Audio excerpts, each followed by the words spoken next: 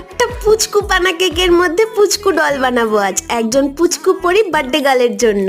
ব্যাপারটা কত কিউট তাই না বলো? আইডিয়াটা কিন্তু আমি নিজেই বের করেছিলাম যে চলো এরকম একবার ট্রাই করে দেখি কেমন হয়। এই যে দেখো একটা ছোট্ট পানা পুচকি ডল। এই কার্টুন ডলটার নাম কিন্তু সোফিয়া। আর তোমাদের কার কার এই সোফিয়া কার্টুনটা ভালো লাগে কমেন্টে জানাও তো। এটা কিন্তু 14 তারিখে আমার সেকেন্ড অর্ডার ছিল। ফার্স্ট অর্ডারটা তো আগের দিনের ভিডিওতে শেয়ার করেছিলাম। অর্ডারটা করেছিল একটা দাদা।